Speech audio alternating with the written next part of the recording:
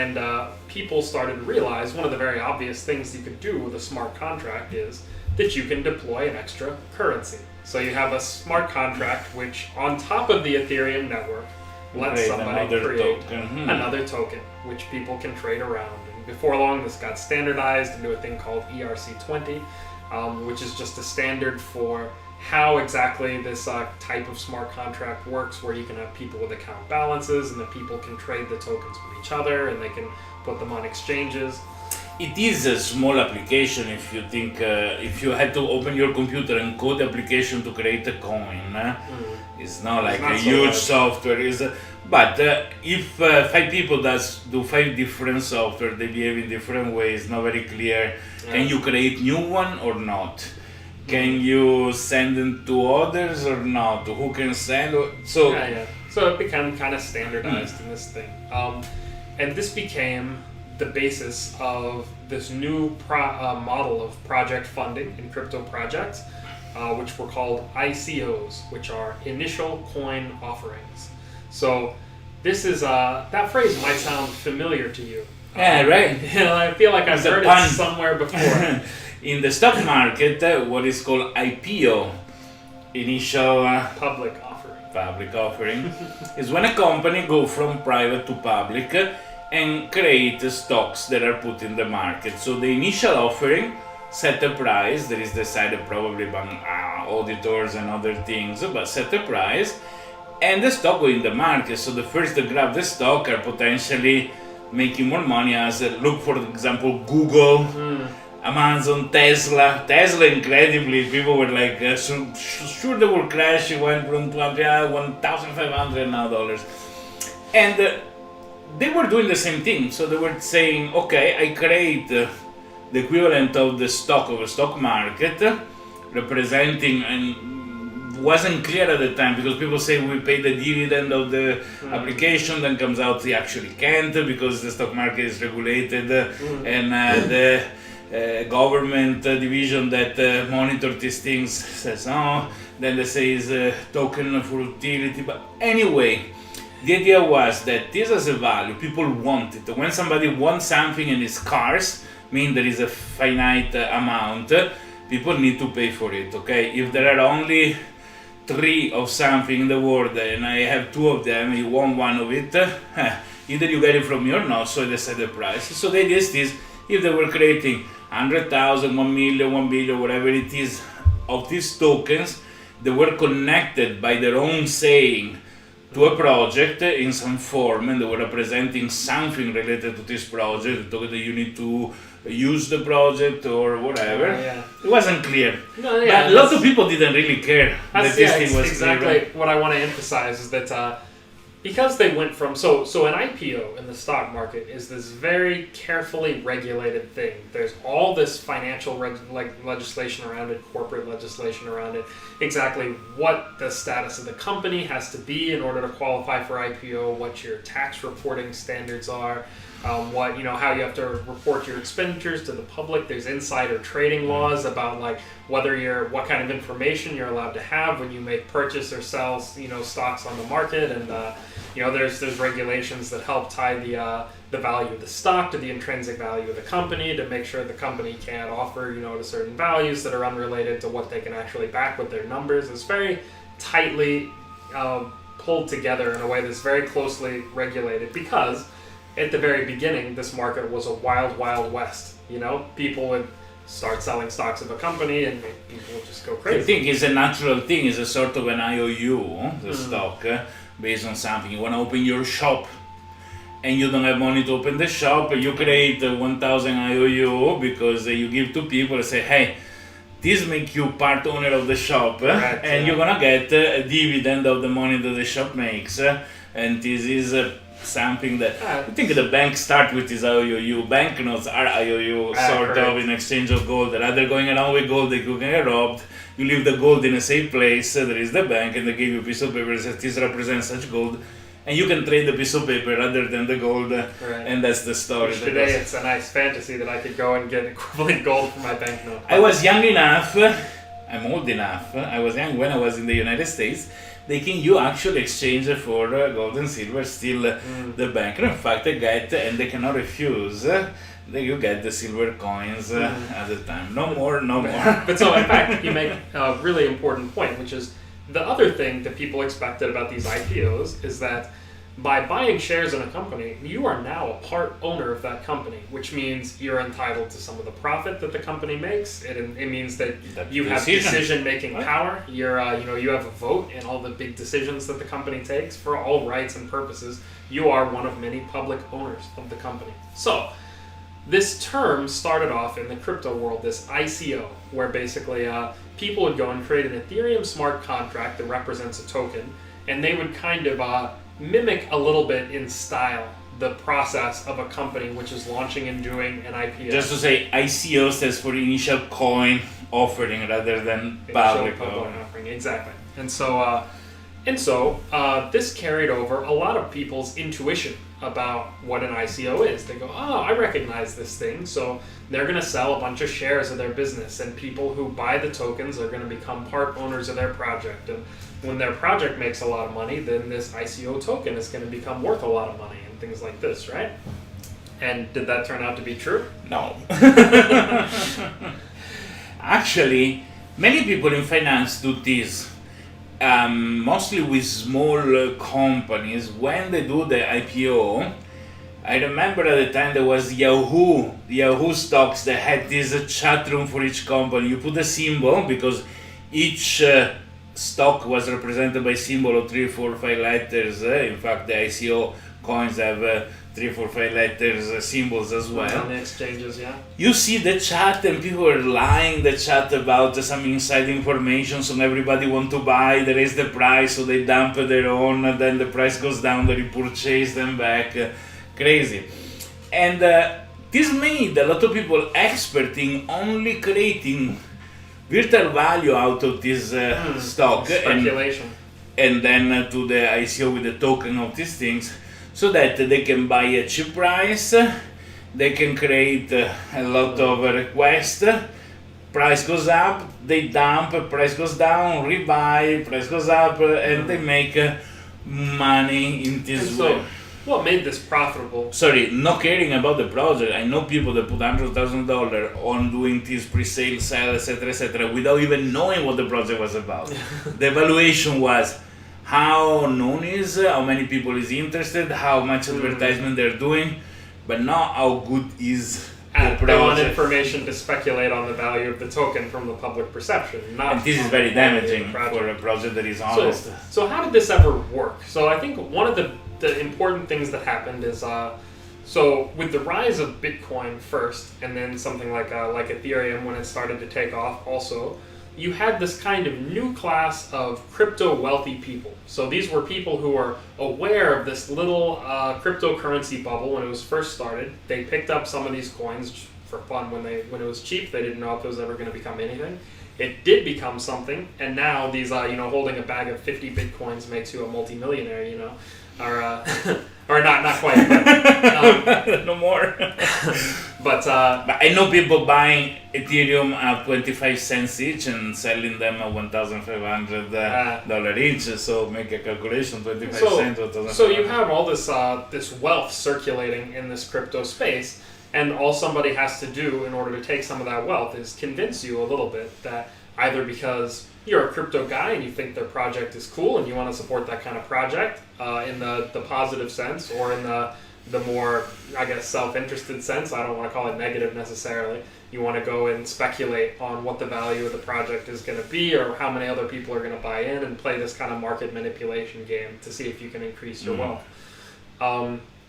So what we found in this condition with a lot of people who were newly rich on crypto money, and it was very easy to motivate them when they saw other cool crypto They're projects. called crypto whales. Crypto whales. What we saw is this condition where many times a new project, and Roberto mentioned this really all of this in his first couple of sentences, but we're unpacking it now. People would start with a project. So Bitcoin had a white paper, right? And a white paper is a term that used to mean kind of a scientific research publication. So it's a very formal statement of a technical description of a system and some algorithms or properties of the system, all outlined in mathematics with some experiments and reporting some results. Since then, it became part of the ICO world that every project needs to have a white paper. And what it means to be a white paper has progressively degraded over time to the point where, by probably 2015, 2016, 2017 especially, a lot of the white papers that come out for projects are just like a 3-page pamphlet about this little, they just say like, we want to have infinite transactions per second by using quantum secure blah blah blah, and they write like 2 pages about it with a lot of graphics. It was a salad made by buzzwords, some things that people will hear, I heard this term but don't know what it means, and nice graphic design that makes it convincing in a certain way, and a few names of important people attached to it. So they would take this thing, which is essentially a marketing document, and they would call it a white paper. And in fact, the problem had gotten so bad that I heard somebody use this term, even though I don't run into it normally. The guy said, oh, but after your white paper, you should publish a yellow paper. I said, oh, what? And he goes, like a technical paper that explains your... And I was like, that's what a white paper is. He says, no. Probably got confused with white pages and yellow pages. So apparently it's come full circle to the point that white paper now just means the marketing document, and your yellow paper is the one that's supposed to be... I've never seen a scientific journal written in yellow paper, but whatever. So this leads us to this condition where a lot of people, probably to the 2017 ICO craze was around where this was, Bitcoin was going up, Ethereum was going up, the whole... So a lot of people became wealthy, just to recap. A lot of people invested little, $1,000, $5,000, $10,000, which became millions worth of dollars, okay? So these people didn't work hard for those money. Yeah. They've been lucky, like winning a lottery. At this point, they want to make this money a use. And it comes easy to put $50,000 here, $50,000 there, because it's not a loss that, oh my God, 10 years of hard work. It's a loss that, okay, a little bit, a little less. I still have the yacht and the Lamborghini in the garage. That doesn't go away. This made people put a lot of money on things just for the financial value, or just because of generosity. Sometimes people as crisis says, why I've been so lucky, I want to help somebody else too. But push a lot of people to some really scam, and from day zero knowing that there was a scam, because 3 pages and then find themselves in trouble and delivering 4 years later. Others honestly trying to do a project and then getting the money. This happened with some startup I saw as well, that nice work, nice project, kids that pretty much don't even have where to sleep, etc., etc. $5 million in, they start buying nice car, start going holiday, forget about the project they need to do. Because the key point and the key issue, in my opinion, is the fact that you go in a different order. So usually you work and then you get paid. You produce an object, you sell it, and they pay for what you made. And now you get the money for a promise that you're gonna do something that you don't even know you actually can do.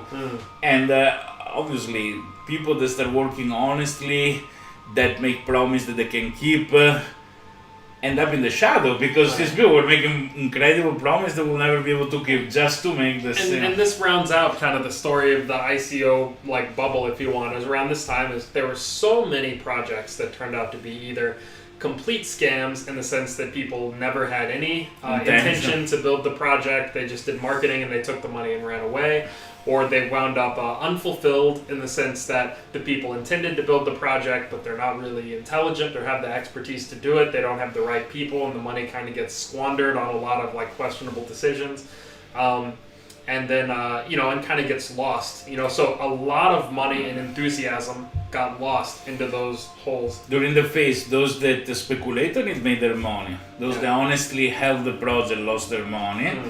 And in the overall, people say, okay, this whole scam, because as you know, just when one apple is bad, then you don't eat any other apple in the basket. And by this time, the regulators were starting to get more involved as well. Exactly. The SEC in the United States started to look at this, and they're like, well, you guys are selling securities, and we regulate the sale of securities. And it's to the point now that because of regulatory uncertainty and a few opinions that have happened in the U.S., most people in the U.S., like myself, aren't even allowed to participate in ICOs.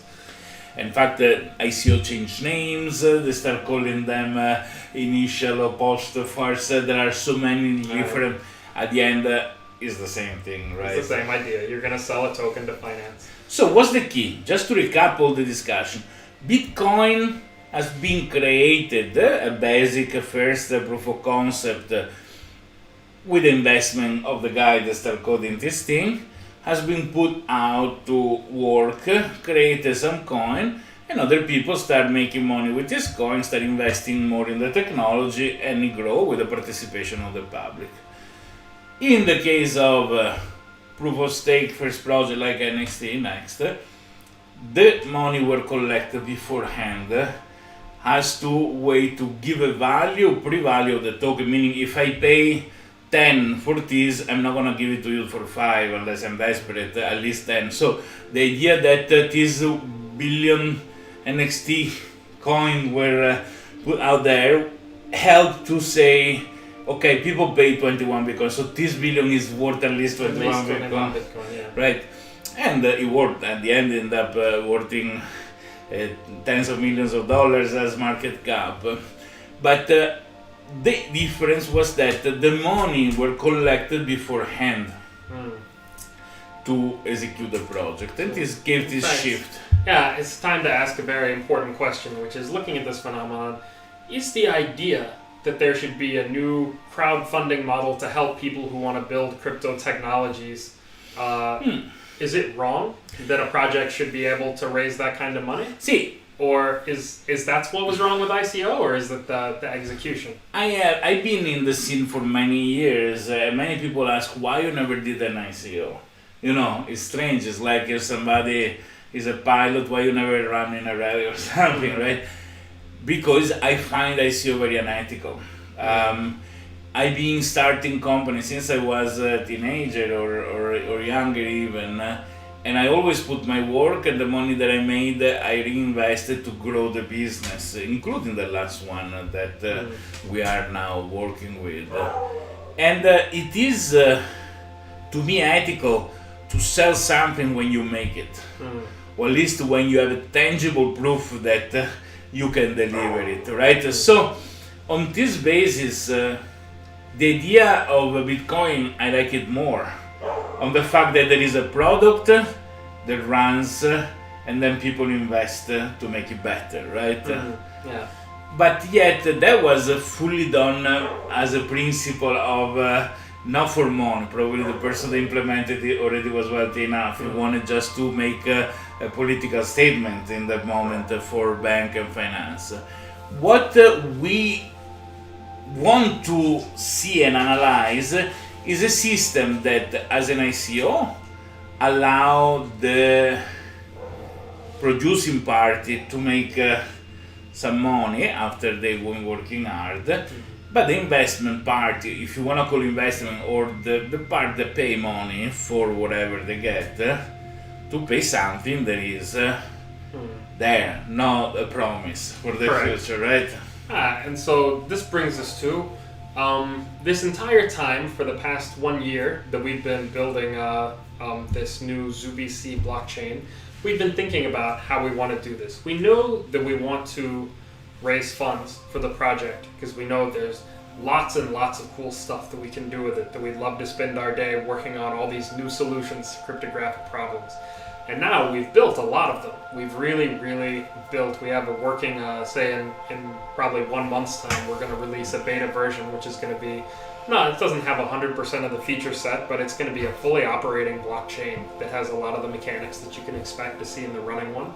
We're going to have the open source code. I mean, this is a project with probably 20 repositories, and the core node code base I know has hundreds of files and thousands of unit tests, and it's very serious software. And we did all this without ICO, meaning that we had a company that made money, and we used the money that the company made to invest and produce what we have been working on. Now we look the funds to take this kind of project into the future.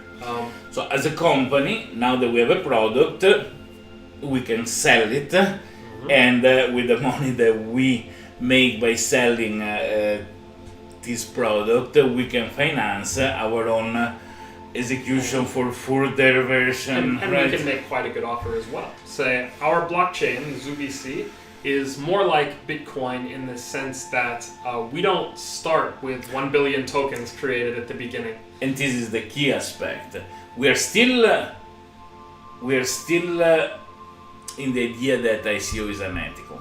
So I don't want to create 1 billion coins to give that represent ownership of or promise of the future things, because besides being regulated and illegal in most cases, is also unethical. So that's not the way. I don't want to have a blockchain that has the coin pre-created at day zero, because again, you put things into this aspect, even though in the case would be I create all the coin to myself and then I sell it to others, so it's not even a promise of the future, it's something that is there. So, but I would really love to have a blockchain where the coins are created as they go, and they go in the hand of many different people, because they are really decentralized, right? And the economy of this blockchain is distributed around the world for real. Absolutely. Okay. What was the initial principle of Bitcoin, right? Of Satoshi Nakamoto. But that didn't work out. Well, and that's another problem we tried to solve with our consensus. But so suffice to say that this blockchain is going to start with no pre-mined coins. So on the day the blockchain starts, there's going to be 0 tokens in existence, and each block is going to create a few more tokens and contribute them into the ecosystem. So we don't have any token to sell beforehand, so we cannot make money by selling something that doesn't exist, right? So what will we do? There's another purpose of this thing, and I go back to the NXT one, the NXT ICO as an example, which is that in NXT, which is a proof of stake blockchain, Roberto mentioned there's a technical reason they needed to distribute the funds, and that technical reason is that when you cut the NXT is proof of stake blockchain, which means that the power over the blockchain goes to the people who actually have the money on the blockchain, who have the tokens. And specifically, it means that if any one person possesses more than 50% of the money, then you have this problem that person can abuse the consensus mechanisms of the blockchain. He can start making rewrites of the blockchain when he wants. So in order to create the security guarantees that a blockchain has, in NXT's case, you have to give the money to a wide enough group of people that you can reasonably expect that no one person is ever going to hold 50% of it. And especially at the least, at the beginning, at day 0, you don't want one person to hold 50% of it. That's why the distribution that happened at the beginning is of key importance for the reputation of the blockchain in the long term. Or, in fact, it should be. We've been advised by some people now, because now we're getting into maybe the 2018, 2019 ICO era after the boom. People are starting to do these other weirder models, and we had one guy come and advise us of one. He goes, "Oh, no. Now you don't sell all the tokens up front. When you do an ICO, you sell 10% of them to raise money, and you hold on to the other 90% of them. And you make a promise that you're slowly going to release these coins to the public over the next 2 to 3 years. Everybody knows it has to start centralized, and then it's going to become decentralized." And Roberto and I literally, I think, laughed this man out of the room. Because that's not the principle of a blockchain. Decentralization, which blockchain is an important tool for it, put his foundation of a very basic and important principle. And as the name says, decentralization need to be decentralized, else it falls down on its own. And more like, why don't we just create a big database that we control and everybody trusts us as long as we hold 90% of the tokens?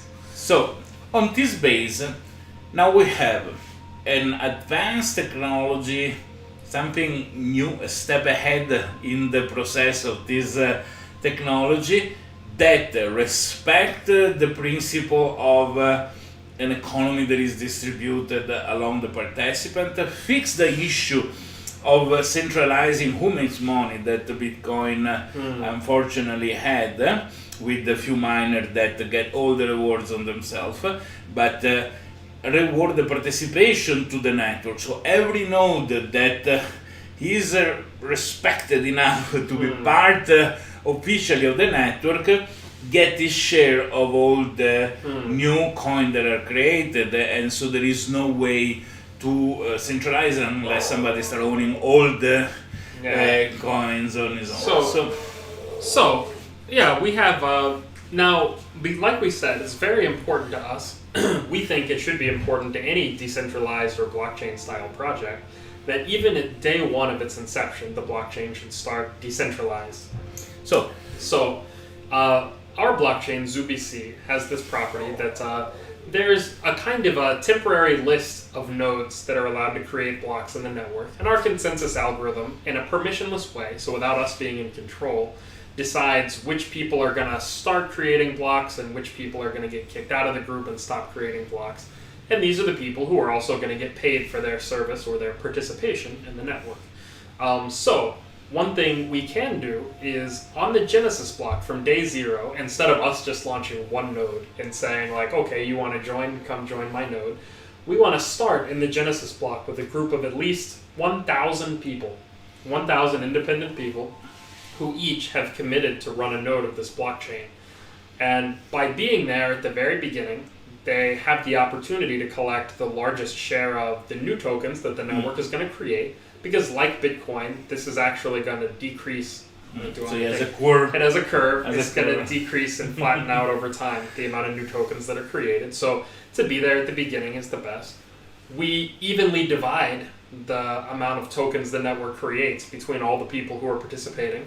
And keep participating. So this also means that as this number of participants grows, as nodes start to join the blockchain, the slice that anybody gets is going to get smaller of the total coins that are created. So you also benefit the most to be in the network when the blockchain is the smallest, when the network is the smallest. Furthermore, because the process to manage to enter this circle of people that can create block and get their part of the reward, the share of the reward, is not a fast process, it's a slow process, and very few people manage to be added. Those that are there at the Genesis block have a good 3 months of exclusivity in collecting these rewards. So we got something that we can sell. We can sell an account in the Genesis block. Correct. And this is fantastic because in regulatory terms, we are safe. We are selling a place. If people don't run a node, they don't get anything. That's the problem.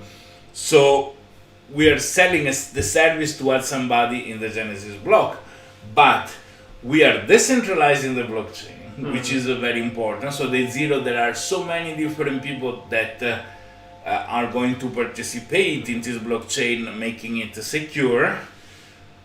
People need to pay to be in the Genesis block for a simple reason, because things given for free are never respected. When people put some money, then they're gonna think twice not to run the node properly and not to participate. And give also value to the fact that the things, the coins collected by these people, they have a cost for them, so they need to give it out at a certain cost. So at the same time, we put all this together to look at what we've done differently from an ICO that we think is better. First, we invested our own time and energy and money $2 million so far to build the blockchain ourselves before we, without going and taking other people's money, without making a big stink. We have an alpha network running. Correct. We're about to have a beta network running that you can participate in. You'll be able to download the open nodes source and register it, open source, for you to review the code.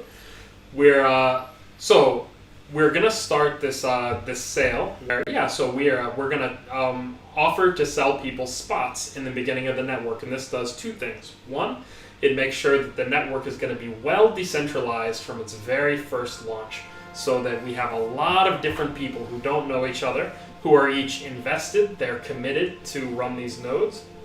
And secondly, and for this investment, they don't get nothing, it's not just a charity. They also are going to wind up with the best spots, of what we call a front row seat on the blockchain, for three reasons, which is that they're in the network when it's the smallest, so they collect the biggest slice. At the beginning of the network's life, it produces the most coins, and that they have 3 months of exclusivity. And there is something even more cool that remain forever in history. Most of the people that created new blockchain left a secret message inside. We know that Bitcoin has a phrase from 1984 from Orwell, and other blockchain, including NXT, the secret phrase of the Genesis account is a famous phrase. Now people that is gonna have an account in the Genesis block of ZooBC, they have 100 characters to write their own message that is gonna remain in the Genesis block of ZooBC forever. Any other future version of ZooBC. To leave their mark in history. That's something that alone is worth, in my opinion, the fact of people who are participating. And so, for all this that people have the opportunity to get if they buy one of these spots from us, also, we get to raise the money for this work that we want to continue to do in an ethical way, in the sense people know exactly what they're getting, there's no false promises, they can see exactly the state that the technology's in, and if we raise the money that we want to raise, then we're going to be well funded to push this technology to its limits, to go and actually make the, we have lots of partner companies that we're interested to work with to build applications that use this technology. We have lots of creative new transaction types we support on the network that are going to allow these new kind of hybrid, centralized, decentralized business models. In fact, we have a long-term plan, about 10 years long, in doing 5 releases with a very important milestone in advancing this technology. Yeah. In fact, if we were releasing today the last milestone, it would be hard to understand for people because it's too ahead. And we also will learn a lot of things as we go, so probably we're gonna pivot to the best selection. And we already are selecting, because we have so much requests, what projects we're gonna start implementing. Something very useful, not to the level of CryptoKitties, even though it's a cool and fun things to do, but something that makes the usage of the blockchain raise. We have time during the testnet part. We start with testnet before we deploy the stable, where already projects are going to be implemented. So there is an experimental phase before the official phase. So people have confidence that the money that they put are really going to go to us, who are going to use that money and that energy to build not only this ZooBC technology, this first version that's been released. You might have heard us talk about it if you're one of the 3 people who watches our podcast. You might have heard us talk about some very futuristic things that we have plans to do in the future, where if we have the time, because the difference for us is we're a blockchain consultancy. If we don't raise any money, nobody cares about ZooBC. We can go and sell projects. We can continue to do our own work. What we always did. What we always did. And all it means is that we're not going to spend our time creating cool solutions to cryptography technology problems for the rest of the public. Which we think would be a shame, because we would love to spend all of our days solving these kinds of problems. It is in the information age. First, we digitalize things, right? What it was analog became digital: music, video, communication, photography, art. And now, with the blockchain, you can also manage this digital asset in a much more, so you can be a unique owner. Think this. An MP3 file I can make 10 copies and give to everybody. A Bitcoin, if I give it to Barton, I don't have it anymore, because if I can give a copy of my Bitcoin to Barton, Bitcoin will worth nothing. So these unique things that the blockchain allow, singularity in a digital era, is an important first step into this evolution of the digital age. And the decentralization, so removing the middle party in a process, think about the difference between ICO and IPO. IPO, usually you hear the bell going bang when they start doing the trading, then you close, try to send some money, make a transfer, TT, Saturday night, you need to wait the bank to open Monday. You can always buy and sell token of an ICO or transfer Bitcoin 24/7, because there is no human there, they need to be there to approve, it's all given by computer. So it's very important to decentralize processes, not only for a matter of better functionality and speed, but also to avoid censorship, to avoid control where people cannot post something because it doesn't respect the idea of the party running the service, the centralized service where people connect. So ZooBC is the first seed for something that grow that is gonna aim to decentralize services that today are centralized. Communication, mails, websites, social networks, and so on and so forth. Absolutely. In fact, the key of ZooBC is that is a tool for decentralization that is not connected to the financial value. Yeah. A public blockchain needs to have a token, a coin to exist, because as an economic incentive to run. This is something. But we've taken some steps on in this first release of ZooBC that we're doing. We intend to take much more radical steps in the future as we look at what can be done to separate these two facets of the technology. So, what do we have in summary? In summary is that if you want to run a node of ZooBC, is it a node for the testnet? Is it a node for the mainnet? Well, keep following us. Google ZooBC, ZooBC, and see what is there, because soon, now we are doing some pre-sale to the friend, the favorite. In fact, if you know somebody that knows us, maybe you can get something, but soon it's going to open to the public the possibility to lock one of these limited 1,000 seats that are going to be available. Are you going to get one? Is there going to be one left? Would you want one? Well, hopefully it's going to be we wish well you the participated. Okay, I guess that's all. We say hi. Next Monday we're going to be back with you again, maybe with a better demo compared to last week, and with something new for you.